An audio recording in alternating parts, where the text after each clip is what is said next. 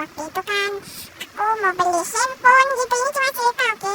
Ya ini tentang handphone gitu lah ya kan, aku lihat di YouTube banyak banget sumpah lewat di story aku ya, jadi aku bawa lah. Ya kan waktu itu beli handphone ya kan, mau tukar handphone gitu lah ya kan, lihat-lihat lah handphone di situ. Terus ya pas aku mau kembaliin handphone yang aku mau lihat itu, tiba-tiba suara handphonenya kayak poyak poyak poyak poyak poyak, ya dikasih itu aku panik. Ya poyak poyak poyak poyak, apa coba poyak poyak poyak poyak, ya dikasih itu aku kayak panik banget di situ, orang-orang lihat coy. Pas lihat ya aku kayak aduh ya malu banget gak sih dilihatin orang banyak di situ.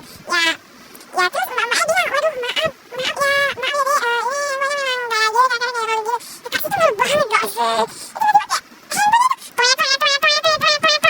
waduh sih kalau aku beneran pencurinya, waduh berarti aku malu banget.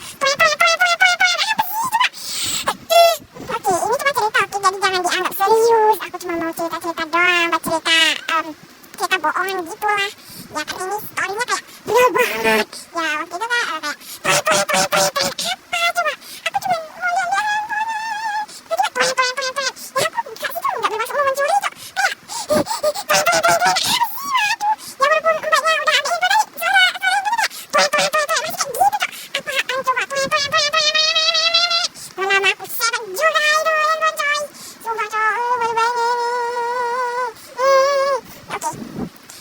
Pasti coba kalian bayang di posisi kayak gitu coy, handphonenya poyak terus banyak banget orang liatin. Waduh pasti panik banget itu mah. Ya dekat sini aku kayak gak bermaksud mau mencuri, aku cuma mau lihat aja tuh orang biasa, tapi itu kenapa paniknya harus aku.